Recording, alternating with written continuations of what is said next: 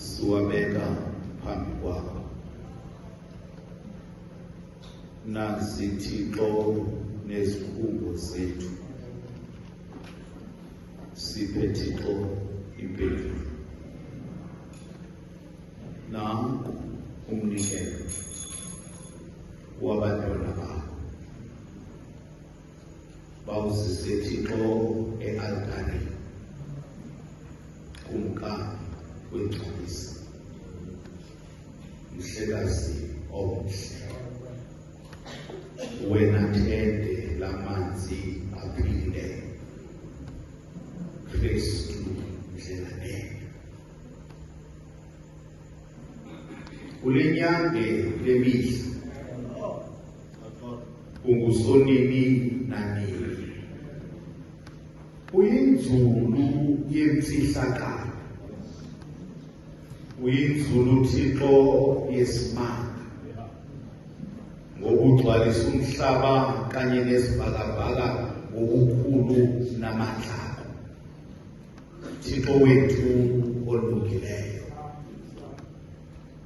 Nansi imibulelo yabantwana bakho, izinto Thixo esizibulelayo zahlukahlukene zifana, kodwa Thixo wethu yonke lemibulelo iza kuwe njengoThixo.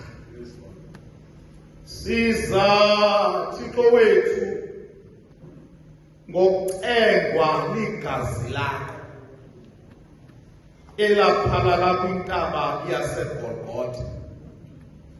Sabona okokuba Thixo wethu sifanelekile nathi ukufumana nje nemvuthuluka eziwe phansi kwetafile yakho, Thixo wethu olungileyo. Busisa ke Thixo namandla uthamsanqelise le minikelo yabantwana bakho, mayibe lidini Thixo wethu elamkelekileyo kuwe Thixo namandla.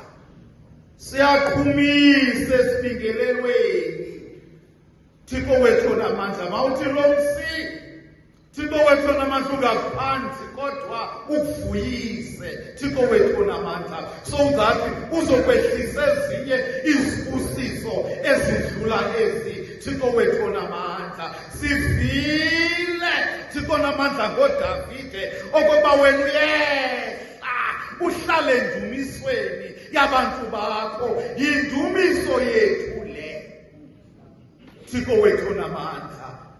Yehla ke mnini wezinto zonke, uzokwamkela endlini ukwenzela into yoba Thixo wethu impilo zethu zingasafana, ukungena kwethu apha kungafani nokuphuma kwethu.